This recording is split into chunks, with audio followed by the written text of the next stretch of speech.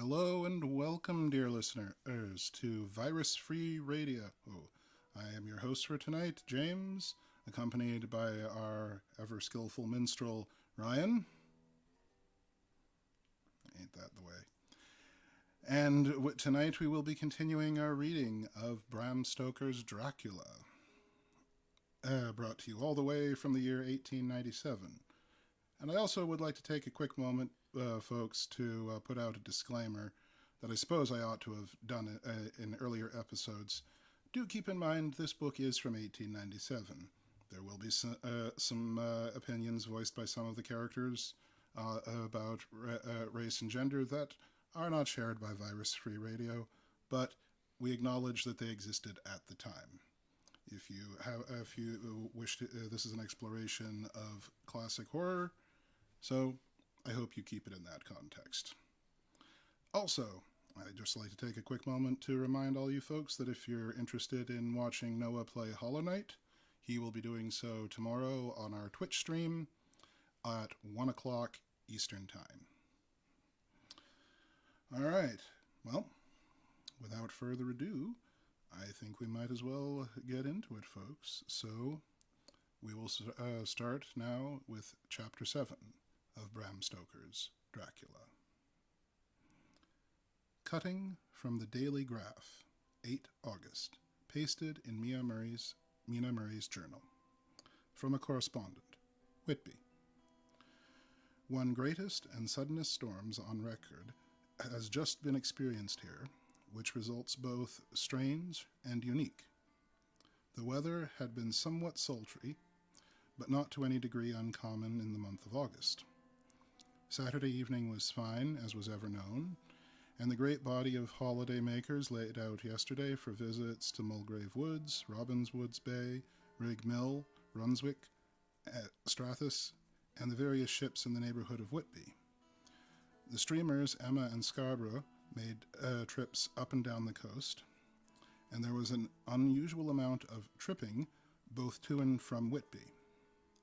The day was unusually fine till the afternoon, when some of the gossips who frequent the East Cliff churchyard, and from the commanding eminence which the wide steep sea visible to the north and east, called attention to a sudden show of mare's tails high in the sky to the northwest.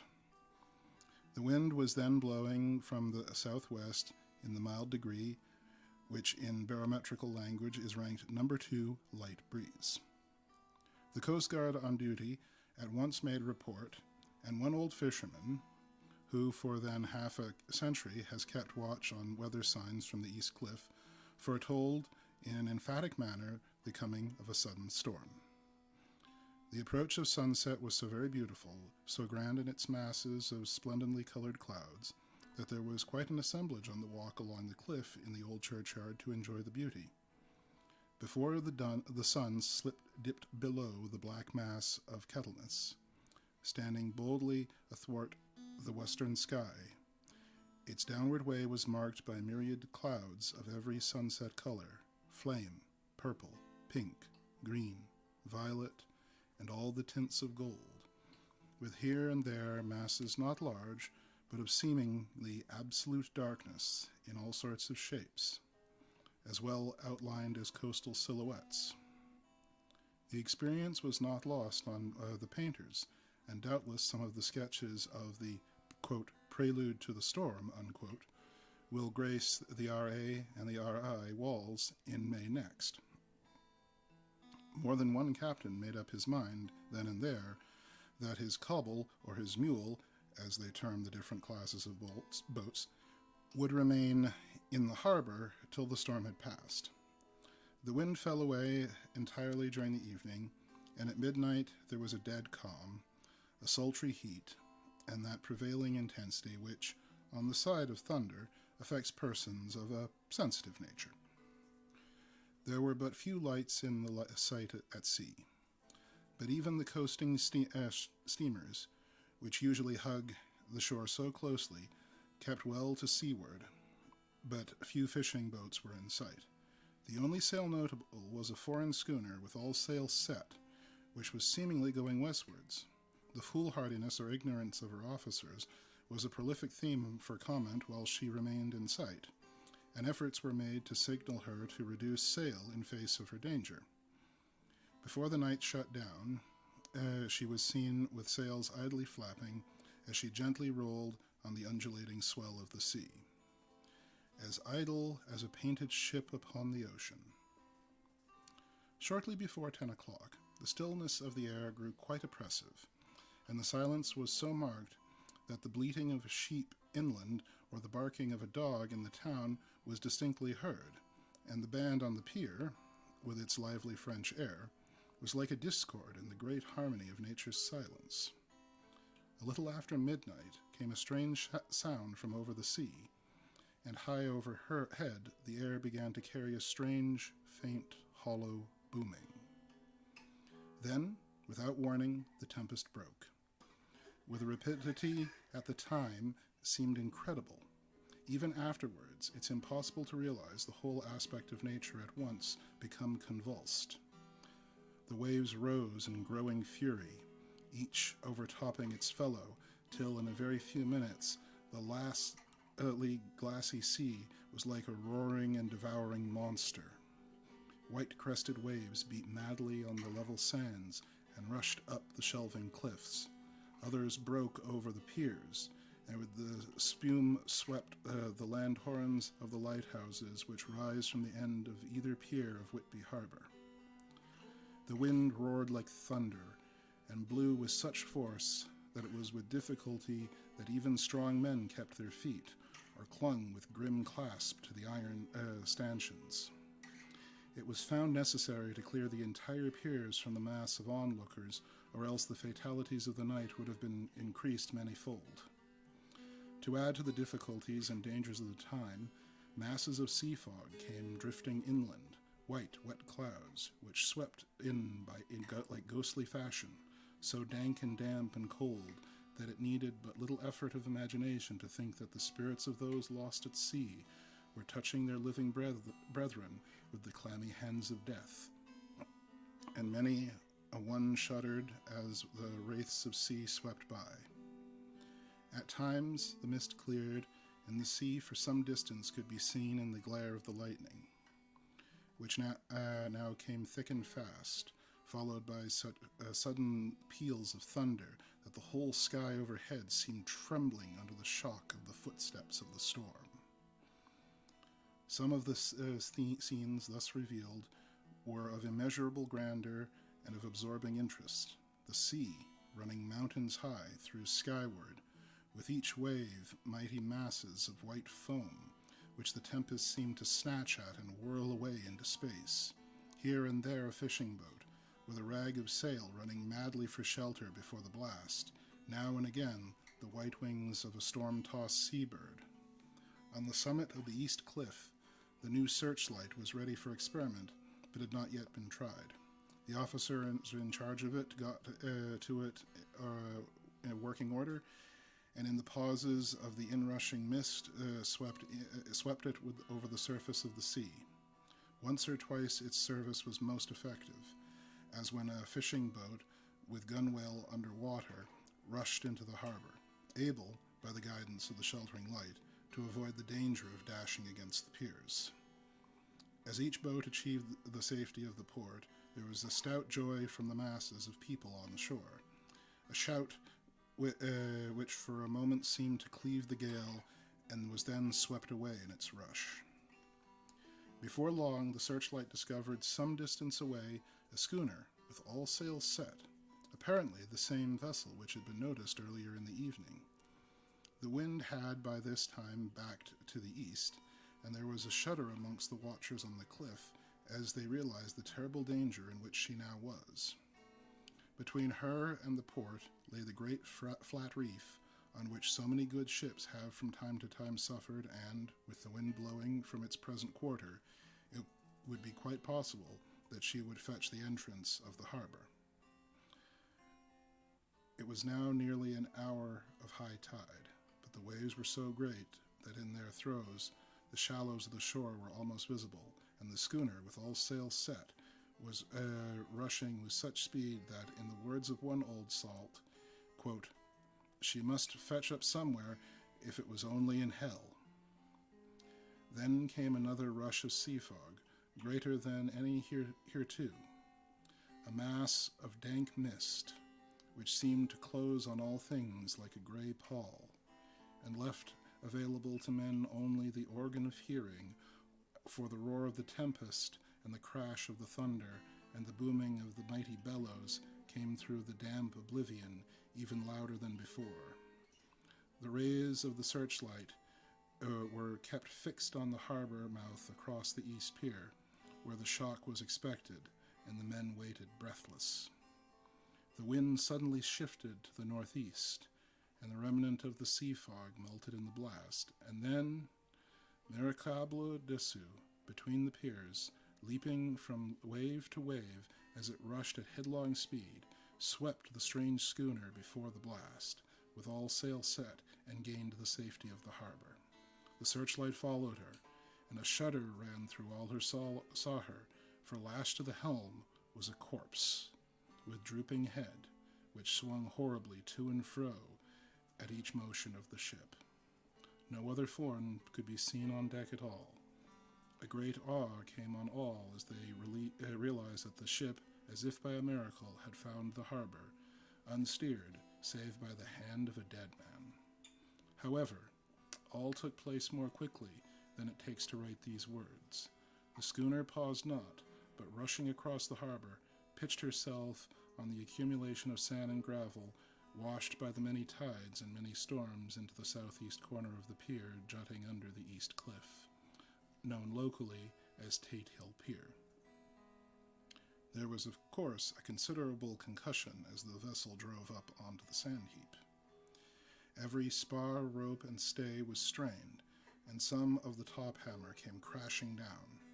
But, strangest of all, the very instant the shore was touched, an immense dog sprang up on deck from below, as if shot up by the concussion, and running forward, leapt from the bow onto the sand. Making straight for the steep cliff, where the churchyard hangs over the laneway to the east pier so steeply that some of the flat tombstones, thrustines, or through stones, as they call them in Whitby vernacular, actually project over the sustaining cliff, has fallen away. It disappeared into the darkness, which seemed intensified just beyond the focus of the searchlight. It so happened that there was no one at the moment on Tate Hill Pier, as all those houses who were in close proximity were either in bed or out on the heights above. Thus the Coast Guard on duty on the eastern side of the harbor, who at once ran down to the little pier, was the first to climb on board. The men working the searchlight, after scouring the entrance of the harbor without seeing anything, then turned the light on the derelict and kept it there. The Coast Guard ran aft, and when he came beside the wheel, bent over to examine it and recoiled at once as though under some sudden emotion. This seemed to pique general curiosity, and quite a number of people began to run. It is a good way around the west cliff by the drawbridge to Tate Hill Pier, but your correspondent is a fairly good runner and came well ahead of the crowd. When I arrived, however, I found already assembled on the pier a crowd, whom the Coast Guard and police refused to allow to come on board. By the courtesy of the chief boatman, I was, as your correspondent, permitted to climb on deck, and was one of a small group who saw the dead seamen, whilst actually lashed to the wheel. It was no wonder that the Coast Guard was surprised, or even awed, for not often can such a sight have been seen. The man was simply fastened by his hands, tied one over the other to a spoke of the wheel. Between the inner hand and the wood was a crucifix, the set of beads on which it was fastened being around both wrists and wheel, and all kept fast by the binding cords. The poor fellow may have been seated at one time, but the flapping and buffeting of the sails had worked through the water of the wheel and dragged him to and fro, so that the cords with which he was tied had cut the flesh to the bone. Accurate note was made of the state of things, and a doctor, Surgeon J.M. Caffrin, of 33 East Elliott Place, who came immediately after me, declared, after making an examination, the man must have been dead for quite 2 days. In his pocket was a bottle, carefully corked, empty, save for a little roll of paper, which proved to be the addendum to the log. The Coast Guard said the man must have tied up his own hands, fastening the knots with his teeth. The fact that a Coast Guard was the first on board may save some complications later on in the Admiralty Court. For Coast Guards cannot claim the salvage, which is the right of the first civilian entering on a derelict. Already, however, the legal tongues are wagging, and one young law student is loudly asserting that the rights of the owner are already completely sacrificed, his property being held in contravention to the statutes of Mortman, since the tiller, as emblemship, if not proof of delegated possession, is held in a dead hand. It is needless to say that the dead steersman has been reverently removed from the place where he held his honorable watch and ward till death, as steadfast, as noble as that of the young Casabianca, and placed in the mortuary to await inquest. Already the sudden storm is passing, and its fierceness is abating. Crowds are scattering homeward, and the sky is beginning to redden over the Yorkshire wolds. I shall send in time for your next issue further details of the derelict ship which found her way so miraculously into the harbor in the storm. 9 August, Whitby. The sequel to the strange arrival of the derelict in the storm last night is almost more startling than the thing itself. It turns out that the schooner is a Russian from Varna and is called the Demeter. She is almost entirely in ballast of silver sand, with only a small amount of cargo, a number of great wooden boxes filled with mold. This cargo was consigned to a Whitby solicitor, Mr. S.F. Billington, of 7 The Crescent, who this morning went aboard and formally took possession of the goods consigned to him. The Russian consul, who, acting for the charter party, took formal possession of the ship and paid all harbor dues, etc. Nothing is talked about here today except the strange coincidence. The officials of the Board of Trade have been most exacting in seeing that every compliance has been made with existing regulations. As the matter is to be a 9 days wonder, they were evidently determined that there shall be no cause of after complaint. A good deal of interest was aboard concerning the dog which landed when the ship struck, and more than a few members of the SPCA, which is very strong in Whitby, have tried to befriend the animal. To the general disappointment, however, it was not to be found. It seems to have disappeared entirely from the town. It may be that it was frightened and made its way onto the moors, where it is still hiding in terror. There are some who look with dread on such a possibility, lest later on should itself become a danger, for it is evidently a fierce brute. Early this morning, a large dog, a half-breed mastiff belonging to a coal merchant close to Tate Hill Pier, was found dead in the roadway opposite to its master's yard. It had been fighting, and manifestly had had a savage opponent, for its throat was torn away, and its belly split open as if with a savage claw. Later. By the kindness of the Board of Trade Inspector, I have been permitted to look over the logbook of the Demeter, which was in order up to within 3 days, but contained nothing of special interest except as to the facts of missing men. The greatest interest, however, is with regard to the paper found in the bottle, which was today produced at the inquest, and a more strange narrative than the two between them began to unfold. It had not been my lot to come across anything like this before. As there is no motive for concealment, I am permitted to use them, and accordingly send you a rescript, simply omitting technical details of seamanship and supercargo. It almost seems as though the captain had been seized with some kind of mania before he had got well into the blue water, and that this had developed persistently throughout the voyage. Of course, my statement must be taken cum grando, since I am writing from the dictation of a clerk of the Russian consul, who kindly translated for me, time being short. Log of the Demeter, Varna to Whitby. Written 18 July, things so strange happening that I shall keep accurate note henceforth till we land. On 6 July, we have finished taking in cargo, silver sands, and boxes of earth. At noon, set sail, east wind, fresh, crew, 5 hands, 2 mates, cook, and myself, captain. On 11 July, at dawn, entered Bosphorus, boarded by Turkish customs officers.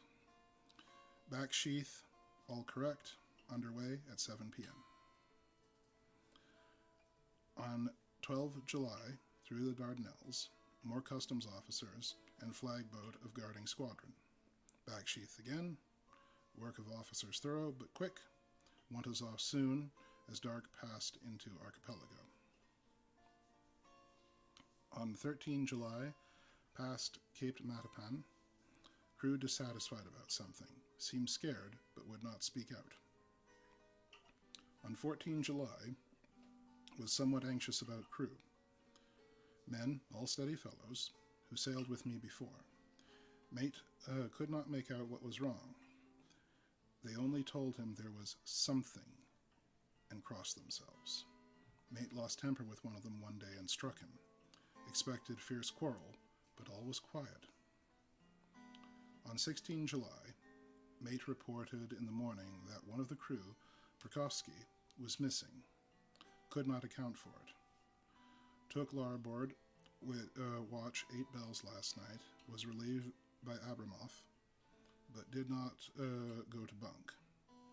Men more downcast than ever. All said they expected something of the kind, but would not say more than there was something aboard. Mate getting very impatient with them, feared some terrible ahead. On 17 July, yesterday, one of the men, Olgarin, came to my cabin, and, in an awestruck way, confided to me that he thought there was a strange man aboard the ship. He said that in his watch he had been sheltering behind the deckhouse as there was a rainstorm, when he saw a tall, thin man, who was not like any of the crew, come up the companionway and go along the deck forward and disappear. He followed cautiously, but when he got to bows, found no one, and the hatchways were all closed. He was in a panic of superstitious fear, and I am afraid the panic may spread. To allay it, I shall today search the entire ship carefully, from stem to stern. Later in the day, I got together the whole crew and told them, as they evidently thought there was someone on the ship, we would search from stem to stern. First mate angry, said it was folly, and to yield to such foolish ideals would demoralize the men. Said he would engage to keep them out of trouble with a hand spike. I let him take the helm, while the rest began a thorough search, all keeping abreast. With lanterns, we left no corner unsearched. As there were only the wooden boxes, there were no odd corners where a man could hide. Men much relieved when search over, and went back to work cheerfully. First mate scowled, but said nothing. 22 July. Rough weather last 3 days, and all hands busy with sails. No time to be frightened. Men seem to have forgotten their dread. Mate cheerful again, and all on good terms. Praised men for work in bad weather. Past Gibraltar, and out through straits. All well. 24 July. There seems some doom over this ship. Already a hand short, and entering on the Bay of Biscay, with wild weather ahead, and yet, last night, another man lost, disappeared. Like the first, he came off his watch and was not seen again. Men, all in a panic of fear, sent round robin, asking to have double watch, as they fear to be alone. Mate angry. Fear there will be some trouble, as either he or the men will do some violence. 28 July. 4 days in hell, knocking about in a sort of maelstrom, and this wind a tempest. No sleep for anyone, men all worn out. Hardly know how to set a watch, since no one fit to go on. Second mate volunteered to steer and watch, and let men snatch a few hours' sleep. Wind abating, sea still terrific, but feel them less, as ship is steadier. 29 July. Another tragedy. Had single watch tonight, as crew too tired to double. When morning watch came back on deck, could find no one except steersman. Raised outcry, and all came on deck. Thorough search, but no one found. And now, without second mate, and crew in a panic, mate and I agree to go armed henceforth and wait for any sign of cause. 30 July. Last night. Rejoiced we are nearing England. Weather fine, all sails set. Retired, worn out. Slept soundly. Awaked by mate telling me that both men of watch and steersman missing. Only self and mate and 2 hands left to work the ship. 1st August. 2 days of fog, and not a sail sighted. Had hoped that when in the English Channel we'd be able to signal for help or get in somewhere, not having power to work sails, to have run before wind. Dare not lower, as we could not raise them again. We seem to be drifting to some terrible doom. Mate now more demoralized than either of men. His stronger nature seemed to have worked inwardly against himself. Men are beyond fear, working stolidly and patiently, with minds made up to worst. They are Russian. He is Romanian. 2nd August, midnight. Woke up from a few minutes' sleep by hearing a cry, seemingly outside my port. Could see nothing in the fog, rushed on deck, and ran against mate. Tells me heard cry and ran, but no sign of man on watch. One more gone. Lord help us. Mate says we must be past Straits of Dover, as in a moment of fog lifting he saw North Foreland, just as he'd heard the man cry out. If so, we are now off in the North Sea, and only God can guide us in the fog, which seems to move with us, and God seems to have deserted us. 3rd August. At midnight, I went to relieve the man at the wheel, and when I got to it, found no one there.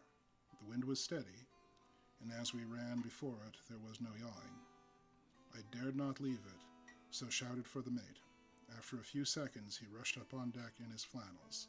He looked wide-eyed and haggard. I greatly fear his reason has given away.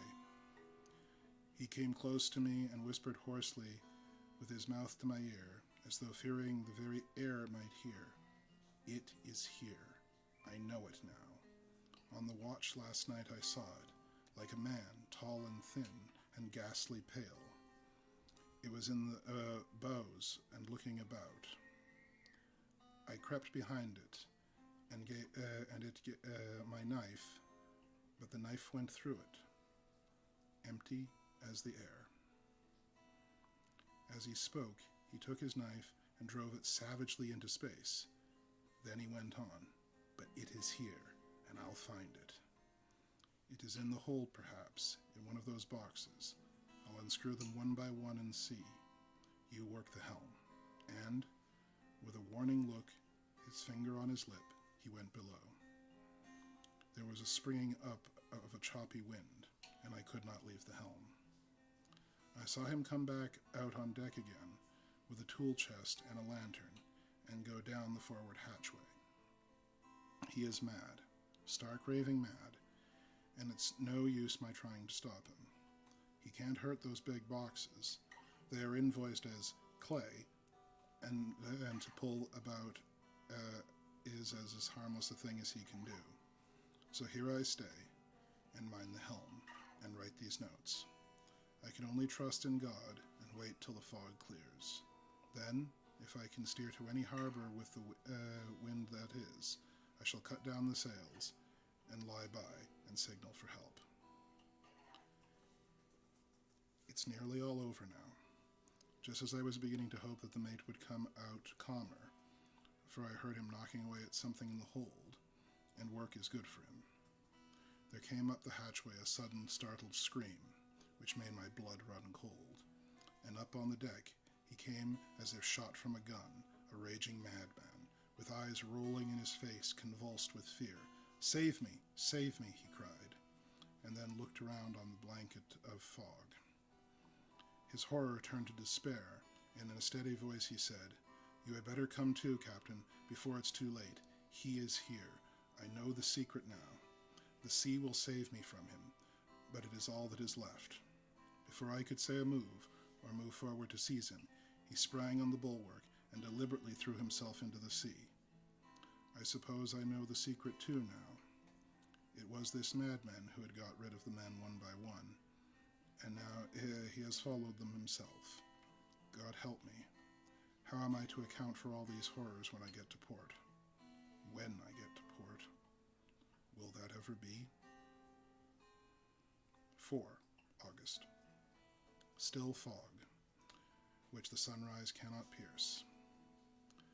I know there is a sunrise because I am a sailor, why else I know not. I dared not go below, I dared not leave the helm, so here all night I stayed, and in the dimness of the light I saw it, him. God forgive me, but the mate was right to jump overboard. It was better to die like a man, to die like the sailor in the blue water no man can object. But I am captain, and I must not leave my ship. But I shall battle this fiend or monster, for I shall tie my hands to the wheel when my strength begins to fail, and along with them I shall tie that which it dare not touch. And then, come good wind or foul, I shall save my soul and my honor as captain. I am growing weaker, and the night is coming on. If he can look me in the face again, I may not have time to act. If we are wrecked, mayhap this bottle may be found, and those who find it may understand. If not, well, then all men shall know that I have been true to my trust. God and the Blessed Virgin and the saints help a poor ignorant soul trying to do his duty. Of course, the verdict was an open one. There was no evidence of Addis, and whether or not the man himself committed the murders, there is now none to say. The folk will hold almost universally that the captain is simply a hero, that he is to be given a public funeral. Already it is arranged that the body is to be taken with a train of boats up the Esk for a piece and then brought back to Tate Hill Pier up the Abbey steps, for he is to be buried in the churchyard on the cliff. The owners of more than 100 boats have already given in their names as wishing to follow him to the grave. No trace has ever been found of the great dog, at which there is much mourning, for, with public opinion in its present state, he would, I believe, be adopted by the town. Tomorrow we'll see the funeral, and so will end this one more mystery of the sea. Mina Mary's Journal, 8 August. Lucy was very restless all night, and I, too, could not sleep. The storm was fearful, and as it boomed loudly among the chimney pots, it made me shudder. When a sharp puff came, it seemed like a distant gun. Strangely enough, Lucy did not wake, but she got up twice and dressed herself. Fortunately, each time I awoke in time and managed to dress her without waking her, and got her back to bed. It is a very strange thing, this sleepwalking. For as soon as her will is thwarted in any physical way, her intention, if there be any, disappears, and she yields herself almost exactly to the routine of her life. Early in the morning, We both got up and went down to the harbor to see if anything had happened in the night. There were very few people about, and though the sun was bright and the air clear and fresh, the big, grim-looking waves that seemed dark themselves because the foam had topped them was like snow, forced themselves in through the narrow mouth of the harbor, like a bullying man going through a crowd. Somehow I felt glad that Jonathan was not on the sea last night, but on land. But oh, is he on land or sea? Where is he, and how? I am getting fearfully anxious about him. If I only knew what to do, and could do anything. 10 August. The funeral of the poor sea captain today was most touching. Every boat in the harbor seemed to be there, and the coffin was carried by captains from all the way from Tate Hill Pier up to the churchyard. Lucy came with me, and we went early to our old seat, whilst the cortege of boats went up the river to the viaduct and came down again. We had a lovely view and saw the procession nearly all the way. The poor fellow was laid to rest quite near our seat, so that we stood on it when the time came and saw everything. Poor Lucy seemed much upset. She was restless and uneasy all the time. I cannot but think that her dreaming last night is telling on her. She is quite odd in one thing. She will not admit to me that there is any cause for restlessness, or if there be, she does not understand it herself. There is additional cause in that poor old Mr. Swallows was found dead this morning on our seat, his neck being broken. He had evidently, as the doctor said, fallen back in the seat in some sort of fright, for there was a look of fear and horror on his face when the man said, which seemed to make the doctor shudder. Poor dear old man. Perhaps he had seen death with his dying eyes. Lucy is so sweet and sensitive that she feels influences more acutely than other people do. Just now she was quite upset by a little thing which I did not much heed, though I am myself very fond of animals. One of the men who came up here often took the boats was followed by his dog. The dog is always with him. They were both quiet persons, and I never saw the man angry, nor heard the dog bark. During the service, the dog would not come to its master, who was on the seat with us, but kept a few yards off, barking and howling. The master spoke to it gently, and then harshly, and then angrily. But it would neither come nor cease to make its noise. It was in a sort of fury, with its eyes savage, and all its hairs bristling out like a cat's tail when puss is on the air on the warpath. Finally, the man too got angry and jumped down and kicked the dog, and then took it by the scruff of the neck and half dragged and half threw it on the tombstone on which the seat is fixed. The moment it touched the stone, the poor thing became quiet and fell into a tremble. It did not try to get away, but crouched down, quivering and cowering, and it was in such a pitiable state of terror that I tried, though without effect, to comfort it. Lucy was full of pity too, but she did not attempt to touch the dog, but looked at it in an astonished sort of way. I greatly fear that she is of too supersensitive a nature to go through the world without trouble. She will be dreaming of this tonight, I am sure. The whole of things, the ship steered into port by a dead man, his attitude, tied to the wheel with a crucifix and beads, the touching funeral, the dog, now furious, now in terror, will all afford material for her dreams. I think it will be best for her to go to bed tired out physically, so I shall take her for a long walk by the cliffs to Robin Hood's Bay and back. She ought not to have much inclination for sleepwalking then. And that brings us to the end of Chapter 7. So we'll take a brief respite, folks, whilst I refresh my voice Give our minstrel a chance to relocate his fingers. A harrowing tale indeed, though.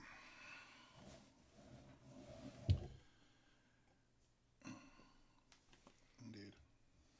Our minstrel went for another bit of tea, and I agree with him.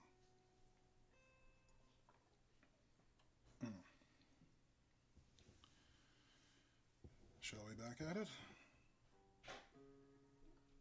I believe we shall.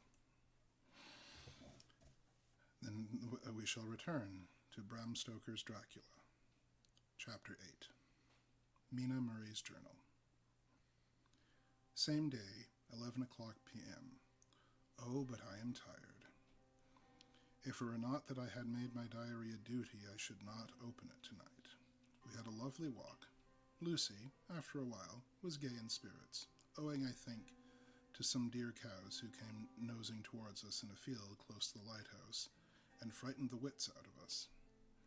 I believe we forgot everything, of course, the personal fear, and seemed to wipe the slate clean and gave us a fresh start.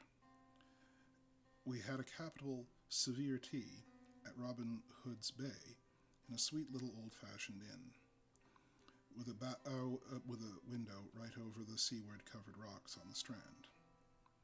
I believed we would have shocked the new woman with our appetites. Men are more tolerant, bless them. Then we walked home with some, or rather many, stoppages to rest, with our hearts full of a constant dread of wild bulls. Lucy was really tired, and we intended to creep off to bed as soon as we could. The young curate came in, however, and Mrs. Wenstra asked him to stay for supper. Lucy and I had both a fight for it with the dusty miller. I know it was a hard fight on my part, and I am quite heroic. I think that someday the bishops must get together and see about breeding up a new class of curates, who don't take supper, no matter how they might be pressed to, and who will know when girls are tired. Lucy is asleep and breathing softly. She has more color in her cheeks than usual, and looks oh so sweet.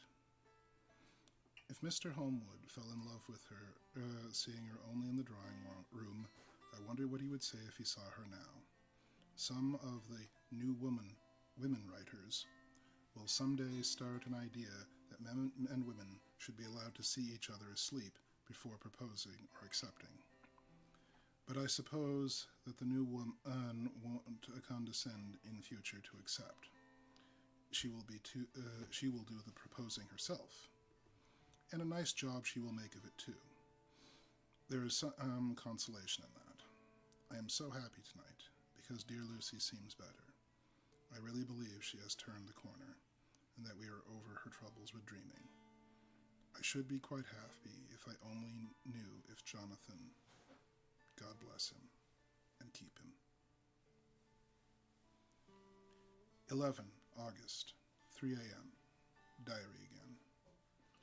No sleep now, so I may as well write. I am too agitated to sleep. We have had such an adventure, such an agonizing experience. I fell asleep as soon as I closed my diary. Suddenly, I became broad awake and sat up with a horrible sense of fear upon me, and of some sense of feeling of emptiness around me. The room was dark, so I could not see Lucy's bed.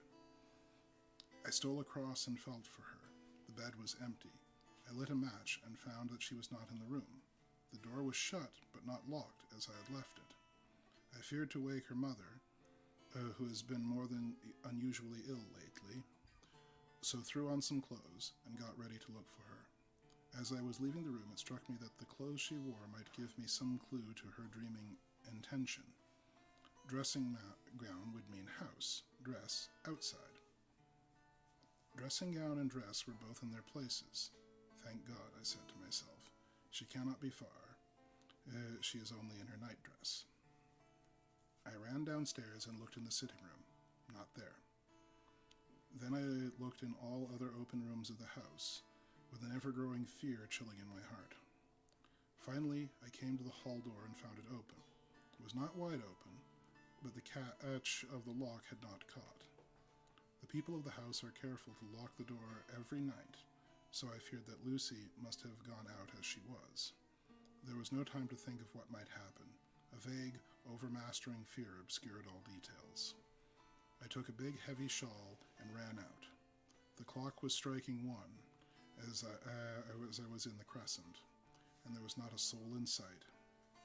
I ran along the north terrace, but could see no sign of the white figure which I expected.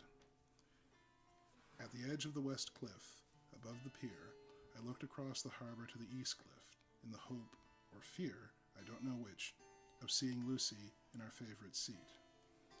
There was a bright full moon, with heavy black driving clouds, which threw the whole scene into a fleeting diorama of light and shade as they sailed across. For a moment or two I could see nothing, as the shadow of a cloud obscured St. Mary's Church and all around it. Then, as the cloud passed, I could see the ruins of the abbey coming into view, and as the edge of a narrow band of light, as sharp as a sword cut, moved along, the church and the churchyard became gradually visible. Whatever my expectation was, it was not disappointed, for there, on our favorite seat, the silver light of the moon struck a half-reclining figure, snowy white. The coming of the cloud was too quick for me to see much, for shadow shut down on light almost immediately. But it seemed to me as though something dark stood behind the seat where the white figure shone, and bent over it. What it was, whether man or beast, I could not tell. I did not wait to catch another glance, but flew down the steep steps to the pier, along by the fish market to the bridge, which was the only way to reach the east cliff. The town seemed dead, for not a soul did I see, and I rejoiced that it was so, for I wanted no witness of poor Lucy's condition. The time and distance seemed endless, and my knees trembled, and my breath came labored as I toiled up the endless steps to the abbey. I must have gone fast, and yet it seemed to me as if my feet were weighted with lead, and as though every joint in my body were rusty. When I got almost to the top, I could see the seat and the white figure, for I was now close enough to distinguish it, even though the spell was of shadow. There was undoubtedly something, long and black, bending over the half-reclining white figure.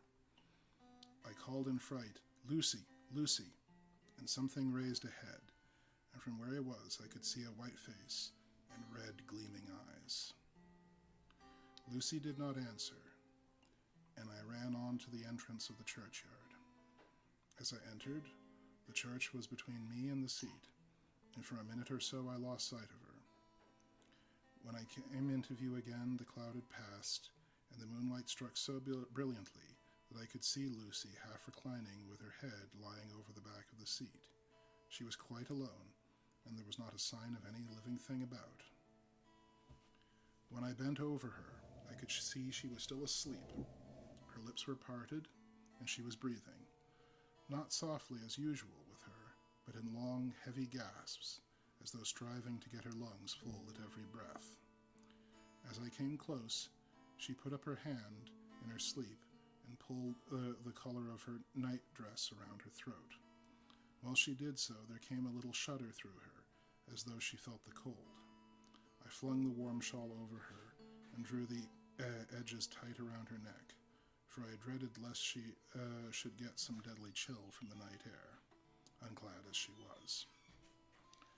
I feared to wake her all at once, so, in order to have my hands free that I might help her, I fastened the shawl at her throat with a big safety pin, but I must have been clumsy in my anxiety and pinched or pricked her with it, for, by and by, when her breathing became quieter, she put her hand to her throat again and moaned. When I had her carefully wrapped up, I put my shoes on her feet and began very gently to wake her. At first she did not respond, but gradually she became more and more uneasy in her sleep, moaning and sighing occasionally. At last, as time was passing fast, and for many other reasons, I wished to get her at home at once. I shook her more forcibly, till finally she opened her eyes and awoke. She did not seem surprised to see me, of course. She did not realize all at once where she was. Lucy always wakes prettily, and even at such a time, when her body must have been chilled with cold, her mind somewhere appalled at waking unclad in a churchyard at night, she did not lose her grace. She trembled a little and clung to me. When I told her to come at once with me, she rose without a word, with the obedience of a child. As we passed along, the gravel hurt my feet, and Lucy noticed me wince. She stopped and wanted to insist upon my taking my shoes, but I would not. However, when we got to the pathway outside the churchyard, there was a puddle of water remaining from the storm. I daubed my feet with mud, using each foot in turn on the other, so that as we went home, no one, in case we should meet anyone, should notice my bare feet. Fortune favored us, and we got home without meeting a soul. Once we saw a man, who seemed not quite sober, passing along the street in front of us, but we hid in a door till he had disappeared up an opening such as there are here. Steep little closes, or wynds, as they call them in Scotland. My heart beat so loud all the times that sometimes I thought I should faint. I was filled with anxiety about Lucy, not only for her health, lest she should suffer from the exposure, but for her reputation in case the story should get wind. When we got in, and had washed our feet, and had said a prayer of thankfulness together, I tucked her into bed. Before falling asleep, she asked, even implored me not to say a word to anyone, even her mother, about her sleepwalking adventure. I hesitated at first to promise, but on thinking of the state of her mother's health, and how the knowledge of such a thing would fret her, and thinking, too, of how such a story might become distorted, nay, infallibly would, in case it should leak out, I thought it wiser to do so. I hope I did right.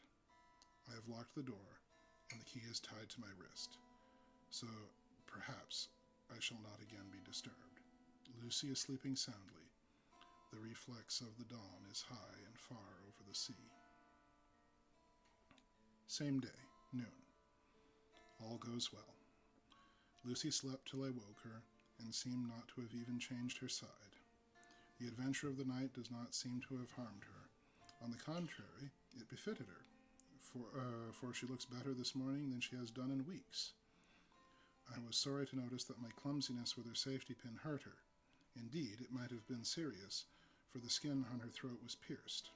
I must have pinched up a piece of loose skin, and have transfixed it, for there were 2 little red points like pinpricks, and on the band of her nightdress was a drop of blood. When I apologized and was concerned about it, she laughed and petted me. She said she did not even feel it. Fortunately, it cannot leave a scar, as it is so tiny. Same day, night. We passed a happy day. The air was clear and the sun bright. There was a cool breeze. We took our lunch to Mulgrave Woods. Miss Wenstra driving by the road, and Lucy and I walking up by the cliff path, joining her at the gate. I felt a little sad myself, for I could not but feel how absolutely happy it would have been had Jonathan been with me. But there, I must only be patient. In the evening, we strolled to the casino terrace and heard some good music by Spohr and Mackenzie, and went to bed early. Lucy seems more restful than she has been for some time, and fell asleep at once.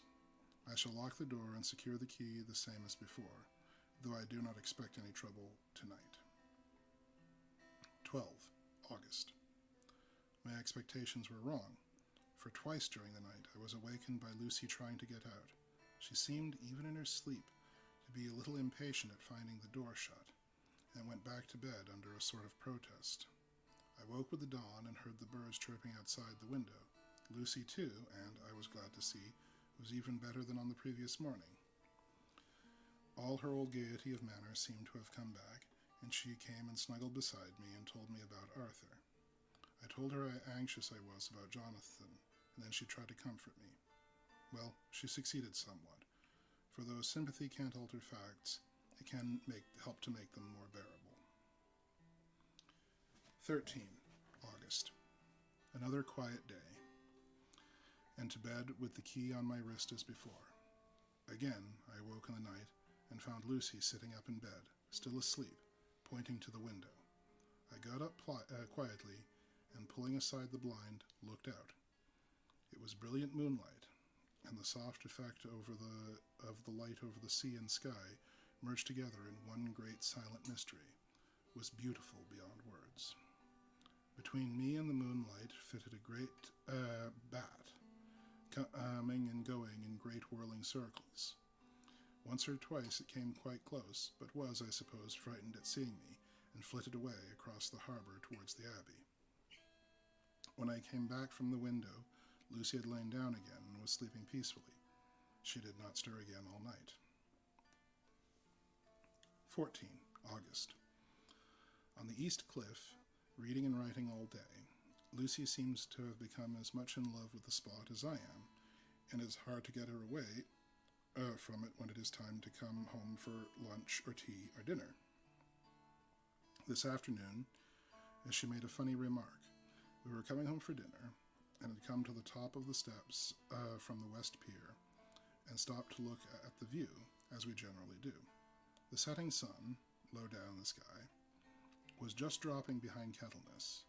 The red light was thrown over the east cliff and the old abbey, and seemed to bathe everything in a beautiful rosy glow. We were silent for a while, and suddenly Lucy murmured, as if to herself, "His red eyes again. They are just the same." It was such an odd expression, something apropos of nothing, that it quite startled me. I slewed round a little, so as to see Lucy well without seeming to stare at her, and saw she was in a half-dreamy state, with an odd look on her face that I could not quite make out. So I said nothing, but followed her eyes. She appeared to be looking over at our own seat, whereon was a dark figure seated alone. I was a little startled myself, for it seemed for an instant as if the stranger had great eyes like burning flames. But a second look dispelled the illusion. The red sunlight was shining on the windows of St. Mary's Church behind our seat, and as the sun dipped, there was just sufficient change in the refraction and reflection to make it appear as if the light moved. I called Lucy's attention to the peculiar effect, and she became aware of herself with a start, but she looked sad all the same. It may have been she was thinking of that terrible night up there. We never referred to it, so I said nothing. We went home to dinner. Lucy had a headache and went early to bed. I saw her asleep, and went out for a little stroll myself. I walked along the cliffs to the westward, and was full of sweet sadness, for I was thinking of Jonathan. When coming home, it was then bright moonlight, so bright that, though the front of a part of our crescent was in shadow, everything could well be seen. I threw a glance up at our window and saw Lucy's head leaning out. I thought that perhaps she was looking out for me, so I opened my handkerchief and waved it. She did not notice, or make any movement whatsoever. Just then, the moonlight crept around an angle of the building, and the light fell on the window. There distinctly was Lucy, with her head lying up against the side of the windowsill with her eyes shut. She was fast asleep, and by her, seated on the windowsill, was something that looked like a good-sized bird. I was afraid she might get a chill, so I ran upstairs, but as I came into the room, she was moving back to her bed, fast asleep, breathing heavily. She was holding her hand to her throat, as though to protect it from cold. I did not wake her, but tucked her up warmly. I have taken care that the door is locked and the window securely fastened. She looks so sweet as she sleeps, but she is paler than is her wont, and there is a drawn, haggard look under her eyes which I do not like. I fear she is fretting about something, and I wish I could find out what it is. 15 August. Rose later than usual. Lucy was languid and tired, and slept after we had been called. We'd had a happy surprise at breakfast. Arthur's father is better, and wants the marriage to come off soon. Lucy is full of quiet joy, and her mother is glad and sorry at once. Later on in the day, she told me the cause. She is grieved to lose Lucy as her very own, but she is rejoiced that he is soon to have someone to protect her. Poor dear sweet lady. She confided to me that she has got her death warrant. She has not told Lucy, and made me promise secrecy. Her doctor told her that within a few months, at most, she must die, for her heart is weakening. At any time now, even now, a sudden shock would almost sure to kill her. We were wise to keep from her the affair of the dreadful night of Lucy's sleepwalking. 17 August. No diary for 2 whole days. I have not had the heart to write. Some sort of shadowy pall seems to be coming over our happiness. No news from Jonathan, and Lucy seems to be growing weaker, whilst her mother's hours are numbering to a close. I do not understand Lucy's fading away as she is doing. She eats well, and sleeps well, and enjoys the fresh air, but all the time the roses in her cheeks are fading, and she gets weaker and more languid by the day. At night I hear her gasping as if for air. I keep the key of our door always fastened to my wrist at night, but she gets up and walks about the room, and sits at the open window. Last night I found her leaning out when I woke up, and tried to wake her. I could not. She was in a faint. When I managed to restore her, she was as weak as water, and cried silently between long, painful struggles of breath. When I asked her how she came to be at the window, she shook her head and turned away. I trust her feeling ill may not be from the unlucky prick of the safety pin. I looked at her throat just now as she lay asleep, and the tiny wounds seem not to have healed. They are still open, and if anything, larger than before, and the edges of them are faintly white. They are like little white dots with red centers. Unless they heal within a day or two, I insist on the doctor seeing about them. Letter. Samuel F. Billington and Sons, Solicitors, Whitby, to Mazers, Carter, Patterson and Company, London. 17 August. Dear Sirs, herewith please receive the invoice of goods sent by Great Northern Railway. Same are to be delivered at Carfax near Purfleet, immediately on receipt at goods King's Station, King's Cross. The house is at present empty, but enclosed please find keys, all of which are labeled. You will please deposit the boxes, 50 in number, which form the consignment, in the partially ruined building, forming part of the house and marked A on a rough diagram enclosed. Your agent will easily recognize the locality, as it is the ancient chapel of the mansion. The goods leave by train at 9:30 tonight, and will be due at King's Cross at 4:30 tomorrow afternoon. As our client wishes the delivery be made as soon as possible, we shall be obliged by our having terms ready at King's Cross at the time and named forthwith conveying goods to the destination. In order to obviate any delays possible through any routine requirements as to payment in your departments, we enclose check herewith of £10, receipt of which please acknowledge.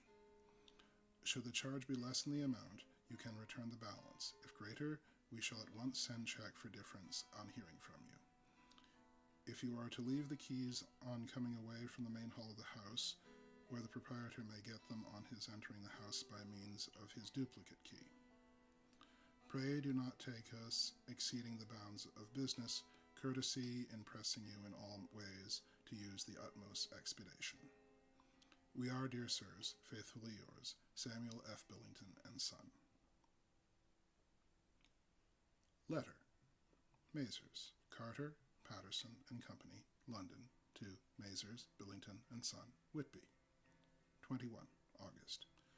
Dear sirs, we beg to acknowledge £10 received, and to return check £1 17 shillings 9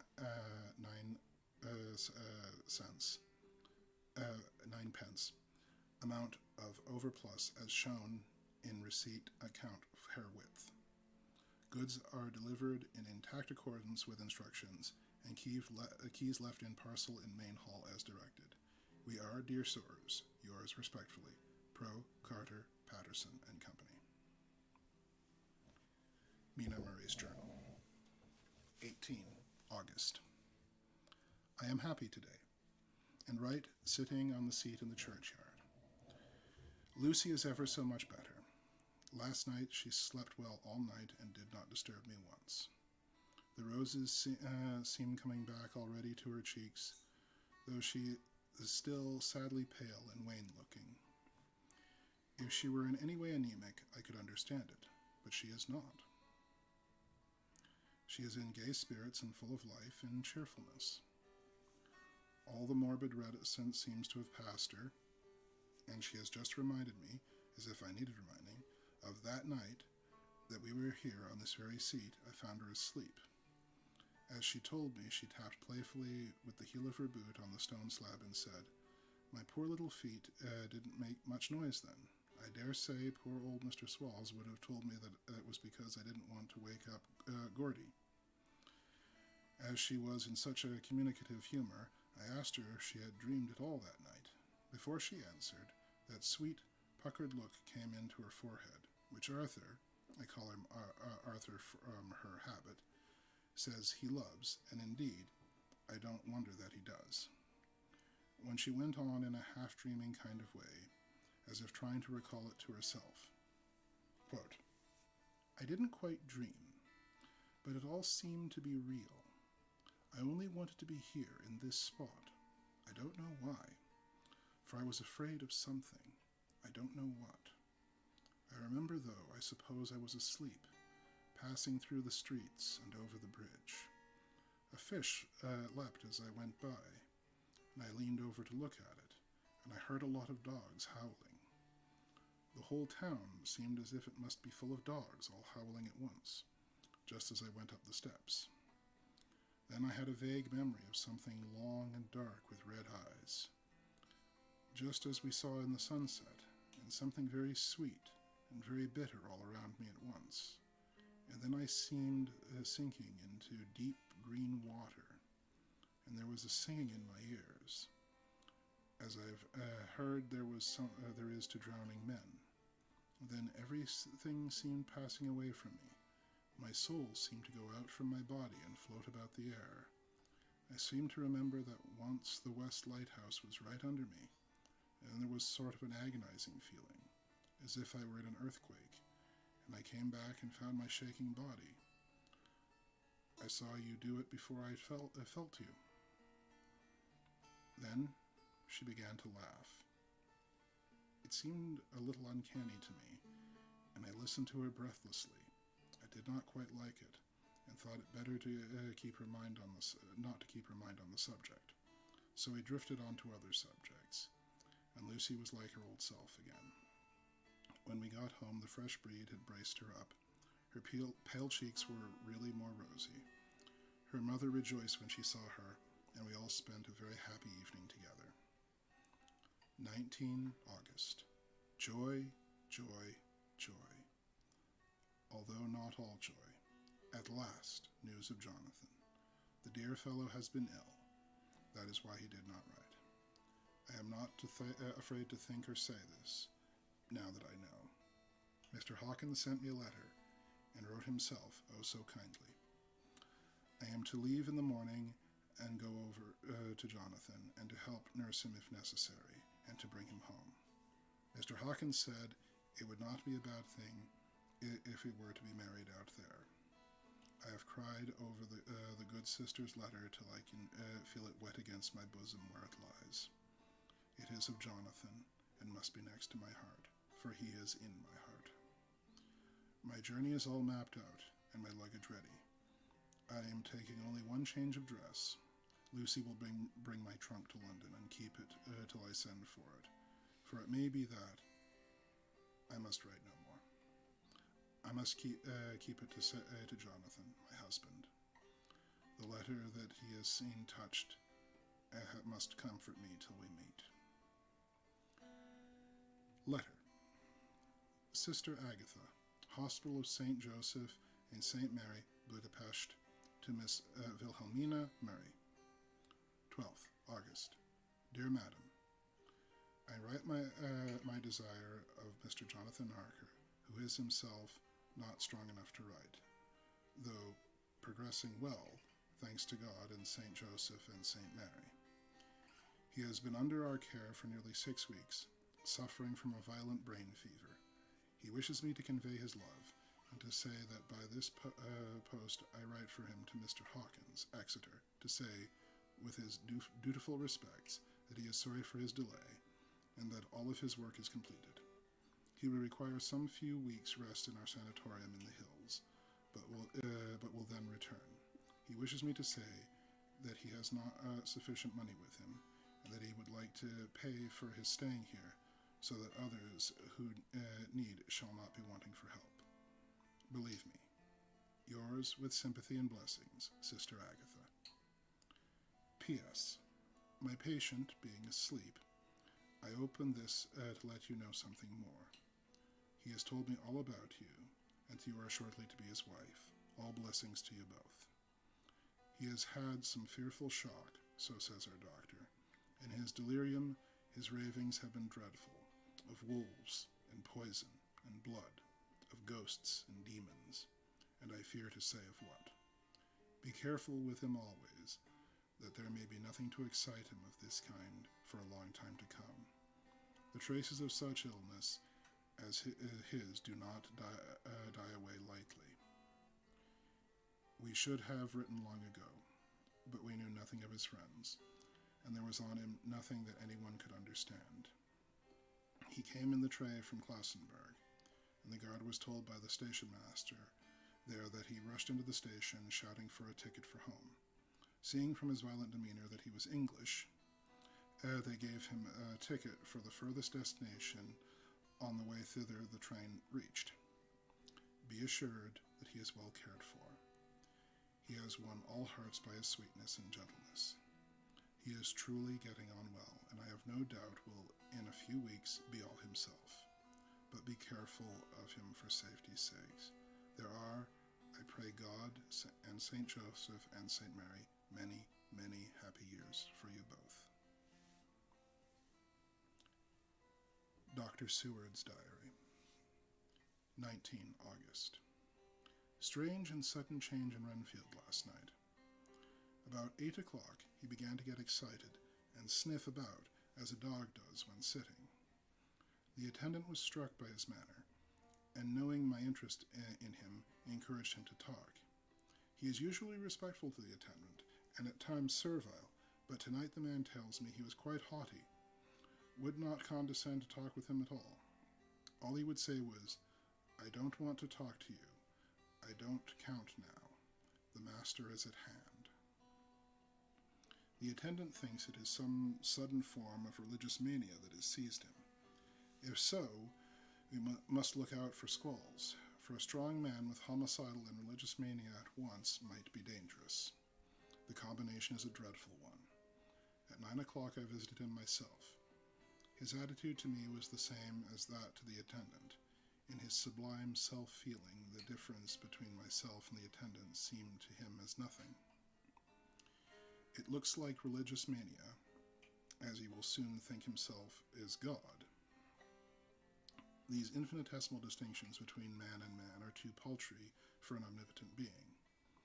How these man-men give themselves away. The real God taketh heed lest a sparrow fall, but the God created from human vanity sees no difference between an eagle and a sparrow. Oh, if men only knew. For half an hour or more, Renfield kept getting excited in greater and greater degree. I did not pretend to be watching him, but I kept strict observation all the same. All at once, that shifty look came into his eyes, which we always see when a madman has seized an idea, and with it the shifty movement of his head and back, with asylum attendants come to know so well. He became quite quiet, and went and sat at the edge of the bed in a resigned way, looked out into space, with lackluster eyes. I thought I would find out if his apathy were real or only assumed, and tried to lead him to talk to his pets, a theme which had never failed to excite his attention. At first he made no reply, but at length said testily, "Bother them all. I don't care a pin about them." "What?" I said. "You don't mean to tell me you don't care about spiders?" Spiders at present are his hobby, and the notebook is filling up with columns of small figures. To this he answered enigmatically, "The bridemaidens rejoice the eyes that wait the coming of the bride, but when the bride draweth nigh, then the maidens shine not to the eyes that are filled." He would not explain himself, but remained obstinately seated in his bed all the time. I remained with him. I am wary tonight and in low spirits. I cannot but think of Lucy, and how different things might have been. If I don't sleep at once, chloral, the modern Morpheus, C2HCl3O, H2O. I must be careful not to let it grow into a habit. No, I shall take none tonight. I have thought of Lucy, and I shall not dishonor her by mixing the two. If need be, tonight shall be sleepless. Later. Glad I made the resolution, gladder that I kept it. I had lain tossing about, and had heard the clock strike only twice. When the night watchman came to me, sent up from the ward, to say that Renfield had escaped, I threw on my clothes and ran down at once. My patient is too dangerous a person to be roaming about. Those ideas of his might work out dangerously with strangers. The attendant was waiting for me. He said he had not seen him 10 minutes before, seemingly asleep in his bed, when he had looked through the observation gap in the door. His attention was called by the sound of the window being wrenched out. He ran back and saw his feet disappear through the window, and had at once sent up for me. He was only in his night gear, and cannot be far off. The attendant thought it would be more useful to watch where he should go than to follow him, as he might lose sight of him whilst getting out of the building by the door. He is a bulky man, and couldn't get through the window. I am thin, so, with his aid, I got out, but feet foremost, and, as we were only a few feet above the ground, I landed unhurt. The attendant told me the patient had gone to the left, and then taken a straight line, so I ran as quickly as I could. As I got through the belt of trees, I saw a white figure scale the high wall which separates our grounds from those of the deserted house. I ran back at once, told the watchman to get 3 or 4 men immediately and follow me into the grounds of Carfax, in case our friend might be dangerous. I got a ladder myself and, crossing the wall, dropped down on the other side. I could see Renfield's figure just disappearing behind the angle of the house, so I ran after him. On the far side of the house, I found him pressed close against the old iron-bound oak door of the chapel. He was talking apparently to someone, but I was afraid to go near enough to hear what he was saying, lest I might frighten him and he should run off. Chasing an errant swarm of bees is not a thing to following a naked lunatic when the fit of escaping is upon him. After a few minutes, however, I could see that he did not take note of anything around him, and so ventured to draw nearer to him.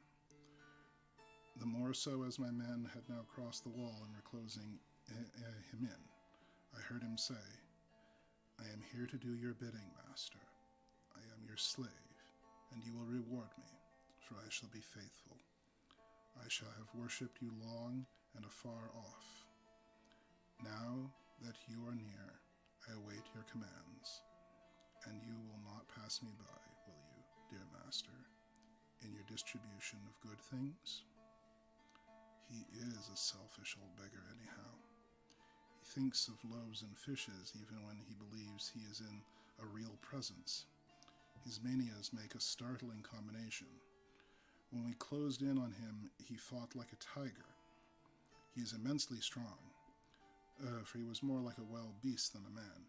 I never saw a lunatic in such paroxysm of rage before, and I hope I shall not again. It is a mercy that we found out his strength and his danger in good time. With strength and determination like this, he might have gone wild work before he was caged. He is safe now, at any rate. Jack Shepherd himself couldn't get free from the strait waistcoat that keeps him restrained. And he is chained to the wall in the padded room. His cries are at times awful, but the silences that follow are more deadly still, for he means murder by every turn and movement. Just now he spoke coherent words for the first time. "I shall be patient, master. It is coming, coming, coming." So I took the hint and came to. I was too excited to sleep, but his diary has quieted me, and I feel I shall get some sleep tonight. And with that, it brings us to the end of Chapter 8, folks. Things seem to be getting a little more ominous. Who'd have thought that were possible? Indeed. We need to get you fitted with a nice trombone or something so you can sound like the adults in the Peanuts cartoons. Good enough. Either that or we can lay our hands on a Fats Waller 78. Excuse me. Oh. Getting to be quite a gripping tale, isn't it, folks? How are you feeling, minstrel? You up for one more chapter? I guess that we'll take that as a yes. So in that case, folks, let us return to Bram Stoker's Dracula, Chapter 9. Letter. Mina Harker to Lucy Wenstra, Budapest, 24 August. My dearest Lucy, I know you will be anxious to hear all that has happened since we parted at the railway station at Whitby. Well, my dear, I got to Hull all right, and caught the boat to Hamburg, and then the train on here. I fear that I can hardly recall anything of the journey, except that I knew that I was coming to Jonathan, and that I should have to do some nursing. I had better get all the sleep I could. I found my dear one oh so thin and pale and weak-looking. All the resolution had gone out of his dear eyes, and that quiet dignity, which I told you was in his face, had vanished. He was only a wreck of himself, and he does not remember anything that has happened to him for a long time past. At least, he wants me to believe so, and I shall never ask. He has had some terrible shock, and I fear I might tax his poor brain if he were to try to recall it. Sister Agatha, who is a good creature and a born nurse, tells me that he raved of dreadful things whilst he was off his head. I wanted her to tell me what they were, but she would only cross herself and say she would never tell, that the ravings of the sick were the secrets of God, and that if a nurse through her vocation should hear them, she should respect her trust. She is a sweet, good soul, and the next day, when she saw I was troubled, she opened up the subject again, and after saying she would never mention what my poor dear raved about, added, I can tell you this much, my dear, that it is not about anything which he has done wrong himself, and that you, as his wife-to-be, have no cause to be concerned. He has not forgotten you or what he owes to you. His fear was of great and terrible things, which no mortal can treat of. I do believe the dear soul thought I might be jealous lest my poor dear should have fallen in love with any other girl. The idea of my being jealous about Jonathan. And yet, my dear, let me whisper, I felt a thrill of joy through me when I knew that no other woman was a cause of trouble. I am now sitting by his bedside, where I can see his face while he sleeps. He is waking. When he woke, he asked me for his coat, as he wanted to get something from his pocket. I asked Sister Agatha, and she brought all his things. I saw that amongst them was his notebook, and was going to ask him to let me look at it, for I knew then that I might find some clue to his trouble. but I suppose he must have seen my wish in my eyes, for he sent me over to the window, saying he wanted to be quite alone for a moment. Then he called me back, and when I came, had his hand over the notebook, and said to me very solemnly, "Wilhelmina." I knew then that he was in deadly earnest, for he's never called me that by that name since he asked me to marry him. You know, dear, my ideas of the trust between husband and wife. There should be no secret, no concealment. I have had a great shock, and when I try to think of what it is I feel my head spin about, and I do not know if it is all real or the dreaming of a madman. You know I have had a brain fever, and that it is to be mad. The secret is here. I do not want to know it. I want to take up my life here with our marriage. For my dear, we had decided to be married as soon as the formalities are complete. Are you willing, Wilhelmina, to share my ignorance? Here is the book. Take it and keep it. Read it if you will, but never let me know, unless, indeed, some solemn duty should come upon me to go back to the better hours, asleep or awake, sane or mad, recorded here. He fell back exhausted, and I put the book under his pillow and kissed him. I have asked Sister Agatha to beg the Superior to let our wedding be this afternoon, and I am waiting her reply.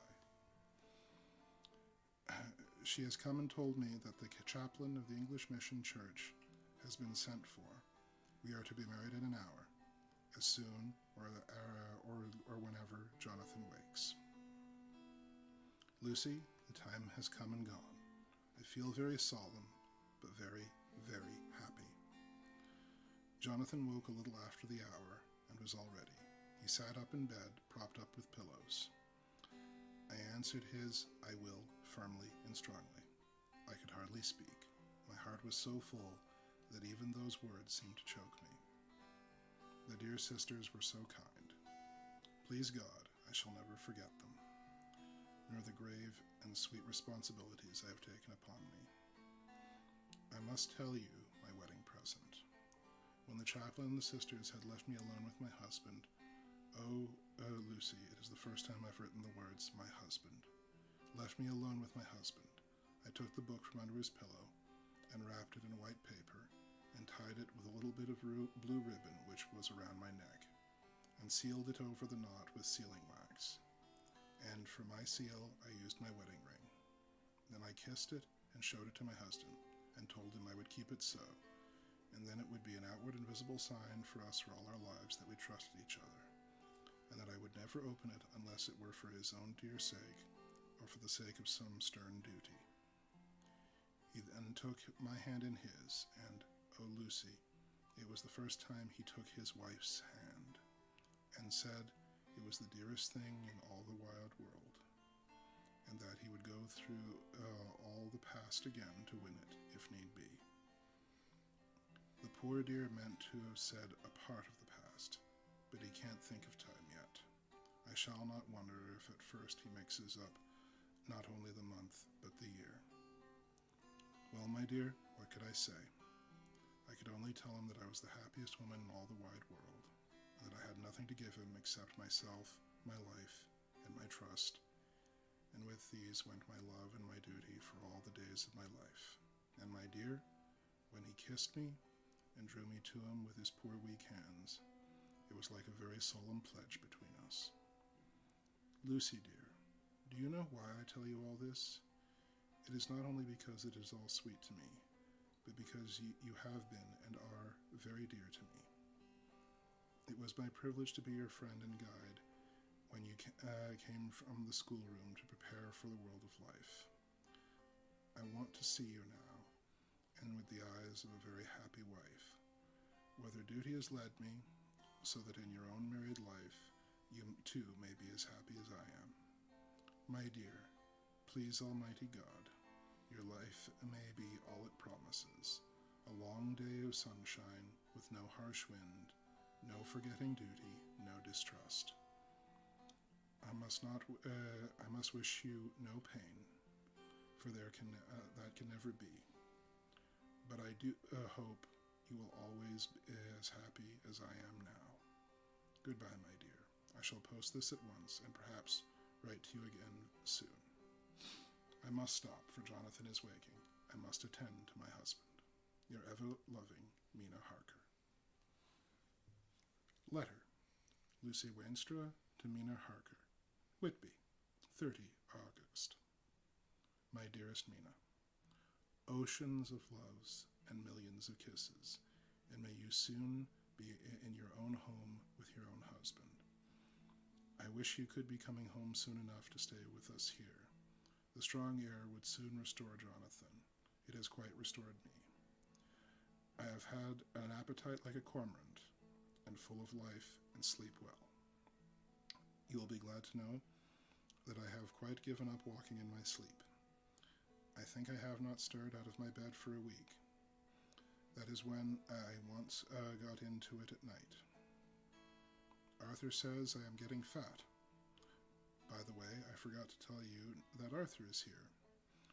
We have such walks and drives and rides and rowing and tennis and fishing together, and I love him more than ever. He tells me that he loves me more, but I doubt that.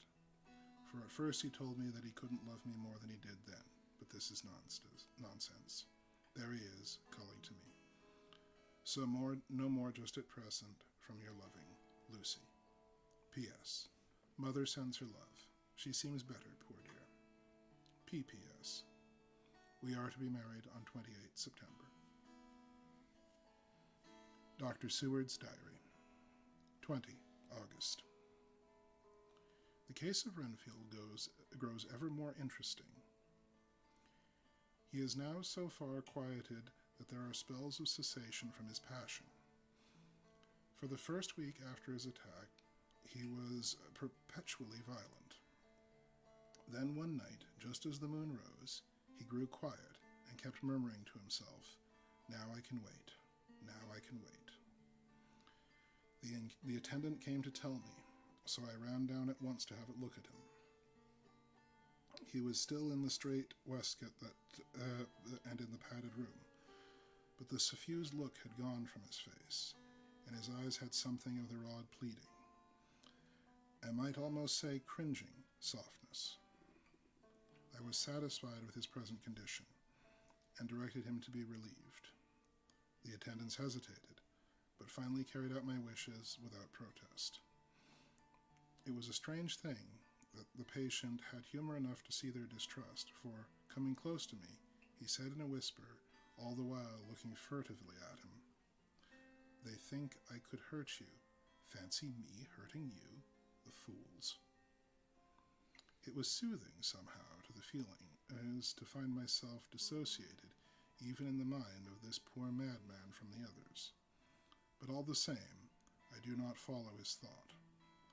Am I to take it that I have anything in common with him, so that we are, as it were, to stand together? Or has he to gain from me some good so stupendous that my well-being is needful for him? I must find out later on. Tonight he will not speak. Even the offer of a kitten or a full-grown cat will not tempt him. He will only say, "I do not take any stocks in cats." I have more to think of now, and I can wait. I can wait. After a while, I left him. The attendant tells me that he is quiet until just before the dawn, and then he began to get uneasy, and at length violent, until at last he fell into paroxysm, which exhausted him so that he swooned into a sort of coma. 3 nights has the same thing happened, violent all day, then quiet from moonrise to sunrise. I wish I could get some clue to the cause. It would almost seem as if there was some influence which came and went. Happy thought. We shall tonight play sane writs against mad ones. He escaped before without our help. Tonight he shall escape with it. We shall give him a chance, and have the men at the ready to follow in case they are required. 23 August. The unexpected always happens. How well Disraeli knew life. Our bird, when he found his cage open, would not fly, so all our subtle arrangements were for naught. At any rate, we have proved one thing, that the spells of quiet last a reasonable time. We shall in future be able to ease his bonds for a few hours each day. I have given orders to the night attendant to merely shut him in the padded room, when once he is quiet, until an hour before sunrise. The poor soul's body will enjoy the relief, even if his mind cannot appreciate it. Hark! The unexpected again. I am called. The patient has once more escaped. Later. Another night adventure. Renfield artfully waited until the attendant was entering the room to inspect. Then he dashed out past him and flew down the passage. I sent words for the attendants to follow. Again he went to the grounds of the deserted house, and we found him in the same place, pressed against the old chapel door. When he saw me, he became furious, and had not the attendant seized him in time, he would have tried to kill me. As we were holding him, a strange thing happened. He suddenly redoubled his efforts, and then, as suddenly, grew calm. I looked around instinctively, but could see nothing. Then, I caught the patient's eye and followed it, but could trace nothing as it looked to the moonlit sky except a big bat, which was flapping its silent, ghostly way to the west. Bats usually wheel and flit about, but this one seemed to go straight on, as if it knew where it was bound, or it had some intention of its own. The patient grew calmer that very instant, and presently said, "You needn't tie me. I shall go quietly." Without trouble, we came back to the house. I feel there is something ominous in his calm, and I shall not forget this night. Lucy Wainstra's Diary. Hillingham, 24 August. I must imitate Mina and keep writing things down. Then we can have long talks when we do meet. I wonder when it will be. I wish she were here with me again, for I feel so unhappy. Last night I seemed to be dreaming again, just as I was at Whitby. Perhaps it is a change of the air, or getting home again. It is all dark and horrid to me, for I can remember nothing, but I am full of vague fear, and I feel so weak and worn out. When Arthur came to lunch, he looked quite grieved when he saw me, and I hadn't the spirit to try to be cheerful. I wonder if I could sleep in Mother's room tonight. I shall make an excuse and try. 25 August. Another bad night. Mother did not seem to take to my proposal. She seems not too well herself, and doubtless she fears to worry me. I tried to keep awake, and succeeded for a while, but when the clock struck 12, it waked me from my doze, so I must have been falling asleep. There was a sort of scratching or flapping at the window, but I did not mind it, and as I remember no more, I suppose I must have fallen asleep. More bad dreams. I wish I could remember them. This morning I am horribly weak. My face is ghastly pale, and my throat pains me. It must be something wrong with my lungs, for I don't seem to ever get air enough. I shall try to cheer up Arthur when he comes, or else I know he will be miserable to see me so. Letter. Arthur Homeward to Dr. Seward. Albemarle Hotel, 31 August. My dear Jack, I want you to do me a favor. Lucy is ill. That is, she has no special disease, but she looks awful and is getting worse every day. I have asked her if there is any cause. I do not dare to ask her mother, for to disturb the poor old lady's mind about her daughter in her present state of health would be fatal.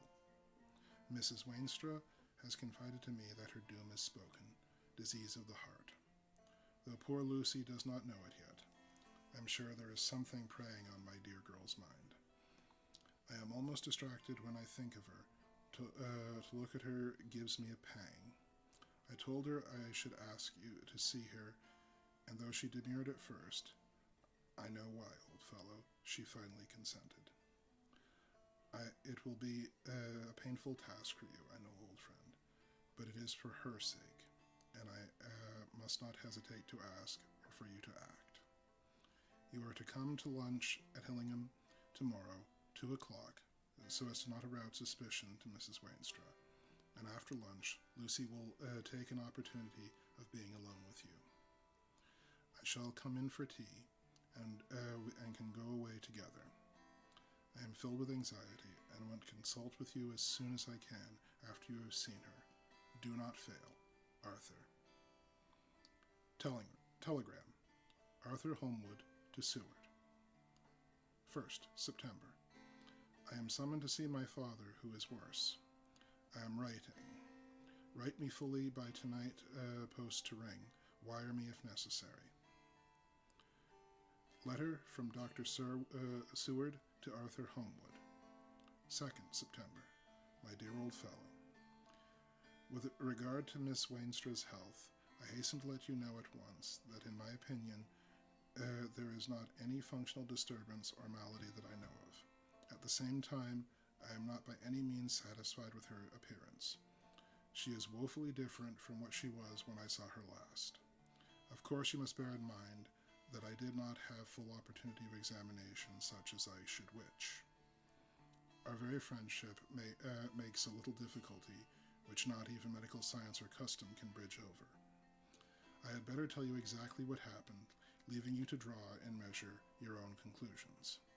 I shall then say that I have done and propose doing. I found Ms. Wainstra in seemingly gay spirits. Her mother was present, and in a few seconds I made up my mind that she was trying all she knew to mislead her mother and prevent her from being anxious.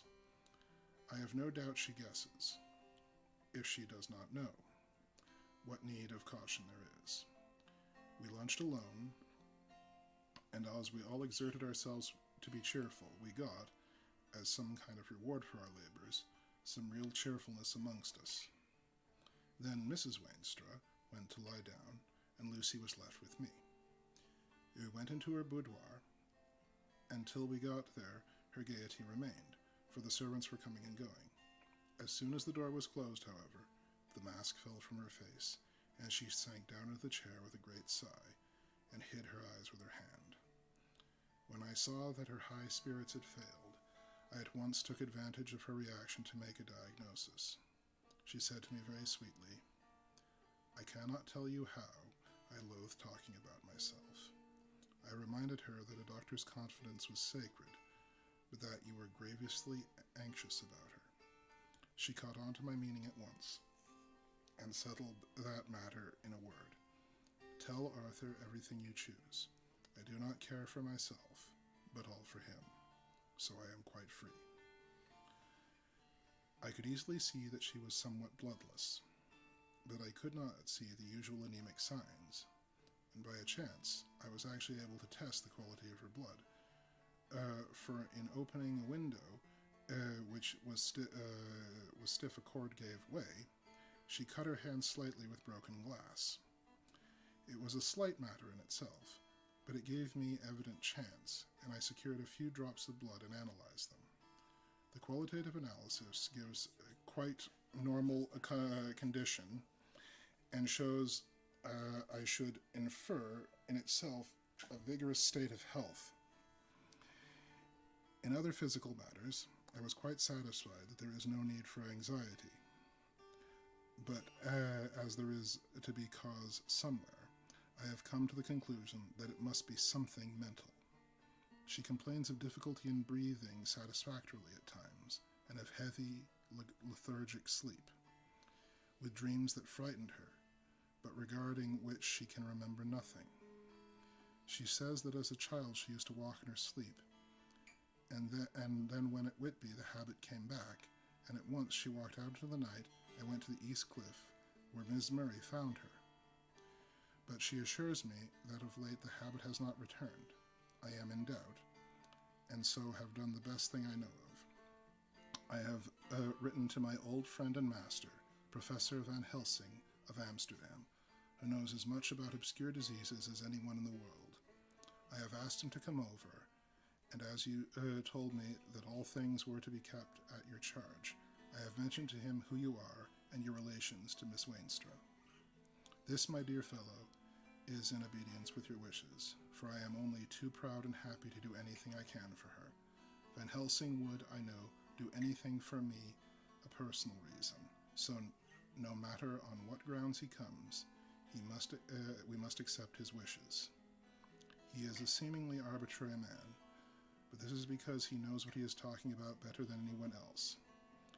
He is a philosopher and metaphysician, and one of the most advanced scientists of his day, and he is, I believe, an absolutely open mind.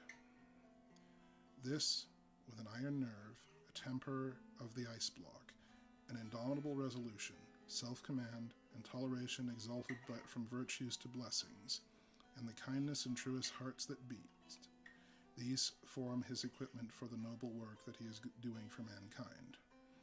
Work both in theory and practice, for his views are as wide as all-embracing sympathy. I tell you these facts that you know why I have such confidence in him. I have asked him to come at once. I shall see Miss Wainstrow tomorrow again. She is to meet me at the stores, so as to not alarm her mother by too early a reception of my call. Yours, always, John Seward. Letter. Abraham Van Helsing, M.D., Ph.D., Lit, etc., etc., Dr. Seward. 2nd September. My good friend, when I received your letter, I am already coming to you. By good fortune, I can leave just at once, without wrong to any of those that have trusted me. Were fortune other than it were bad for those who have trusted, for I come to my friend when he call me to aid those he holds dear. Tell your friend that when that time you struck my wound so swiftly the poison from the gangrene, from that knife that our other friend, too nervous, let slip, you did more for him when he wants my aids, and you can call for him all his great fortune could do. But it is pleasure added to do for him, your friend. It is to you that I come. Have then rooms for me at the Great Eastern Hotel, so that I might be near to hand. And please, so also arrange that we may see the young lady, and not too late on tomorrow, for it is likely that I may have to return here that night. But if need be, I shall come again in 3 days, and stay longer if must. Till then, goodbye, my friend John. Van Helsing. Letter. Dr. Seward to the Honorable Arthur Holmwood. 3rd September. My dear Art, Van Helsing is come and gone. He came on with me to Hillingham, and found that, by Lucy's discretion, her mother was lunching out, so that we were alone with her. Van Helsing made a very careful examination of the patient. He is to report to me, and I shall advise you, for of course I was not present at the time. He is, I fear, much concerned. He says he must think. When I told him of our friendship, and how you trust me in this matter, he said, you must tell him all you think. Tell him what I think, if you can guess it, if you will. Nay, I'm not jesting. This is no jest, but life and death, perhaps more. I asked what he meant by that, for he was very serious. This was when he came back to town, and he was having a cup of tea before starting his return to Amsterdam. He would not give me any further clue. You must not be angry with me, Art, because his very reticence means all his brains are working for her good. He will speak plainly enough when the time comes to be sure. So I told him I would simply write an account of our visit, just as if I were doing a descriptive special article for the Daily Telegraph. He seemed not to notice, but remarked that the smuts in London were not quite so bad as they used to be when he was a student here. I am to get his report tomorrow, if he can possibly make it. In any case, I am to have a letter. Well, as to the visit, Lucy was more cheerful than on the day I first saw her, and certainly looked better. She had lost something of the ghastly look that so upset you. and her breathing was normal. She was very sweet to the professor, as she always is, and tried to make him feel at ease, though I could see the poor girl was making a hard struggle for it. I believe Van Helsing saw it too, for I saw the quick look under his bushy brows that I knew of old. Then he began to chat of all things except ourselves and diseases, and with such an infinite gentility that I could see poor Lucy's pretense of animation merge into reality. Then, without any seeming change, he brought the conversation gently around to his visit, and suavely said, "My dear young miss, I have the so great pleasure because you are so much beloved. That is much, my dear, everywhere there that is not, I do not see. They told me you were down in spirit, and that you were ghastly pale. To them I say, poof!" And he snapped his fingers at me and went on. "But you, I shall show them how wrong they are. How can he?" And he pointed at me with the same look and gesture at which once he pointed out his class, or rather, a particular occasion, which he never fails to remind me of. "Know anything of a young lady's? He has his madams to play with, and to bring them back to happiness, and to those that love him. It is much to do. Oh, but there are rewards, in that we can bestow such happiness. But the young ladies, he has no wife nor daughter, and the young do not tell themselves to the young, but to the old, like me.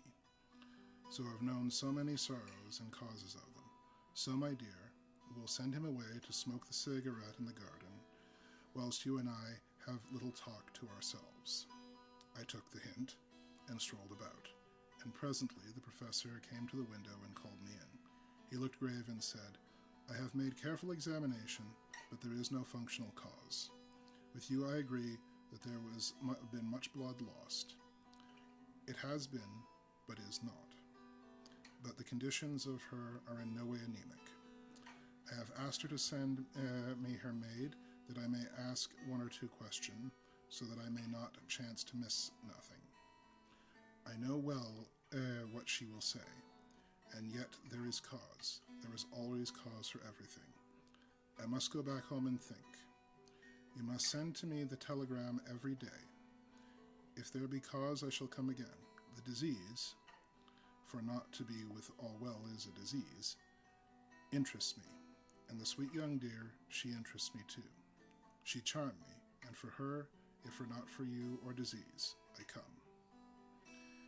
As I tell you, he would not say more, even when we were alone. And so now, Art, you know all I know. I shall keep stern watch. I trust your poor father is rallying. It must be a terrible thing to you, my dear old fellow, to be placed in such a position between two people who are both so dear to you.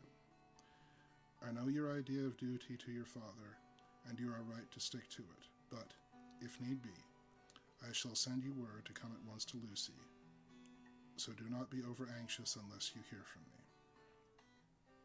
Dr. Seward's Diary. 4 September. Zophagnus patient still keeps up our interest in him. He had only one outburst, and that was yesterday at an unusual time. Just before the stroke of noon, he began to grow restless. The attendant knew the symptoms, and at once summoned aid. Fortunately, the men came at a run, and were just in time, for at the stroke of noon he became so violent that it took all their strength to hold him. In 5 minutes, however, he began to get more and more quiet, and finally sink into a sort of melancholy, in which state he remained up to now. The attendant tells me that his screams, whilst in the paroxysm, were really appalling. I found my hands full when I got in, attending to some of the other patients who were frightened by him. Indeed, I can quite understand the effect, for the sounds disturbed even me, though I was some distance away. It is now after the dinner hour of the asylum, and as yet my patient sits in the corner brooding, with a dull, sullen, woe-begotten look in his face, which seems rather to indicate, rather than to show something directly, I cannot quite understand it. Later, another change in my patient. At 5 o'clock, I looked in on him and found him seemingly as happy and contented as he used to be. He was catching flies and eating them, and was keeping note of his capture by making nail marks on the edge of the door between the ridges of the padding. When he saw me, he came over and apologized for his bad conduct, and asked me in a very humble, cringing way to be led back to his own room and to have his notebook again. I thought it well to humor him, so he is back in his room with the window open. He has the sugar of his tea spread out the windowsill, and is reaping quite a harvest of flies. He is not now eating them, but putting them into a box as of old, and is already examining the corners of his room to find a spider. I tried to get him to talk about the past few days, for any clue to his thoughts would be of immense help to me, but he would not rise. For a moment or two he looked very sad. I'd said in a sort of faraway voice, as though saying it rather to himself than to me, "All over, all over. He has deserted me. No hope for me now unless I do it myself." Then suddenly, turning to me in a resolute way, he said, "Doctor, won't you be very good to me and let me have a little more sugar? I think it would be good for me." "And the flies?" I said. "Yes, the flies like it too, and I like the flies. Therefore, I like it." And there are people who know so little as to think that men do not argue. I procured him a double supply, and left him a happy as man as is. I suppose any in the world, really. I wish I could fathom his mind.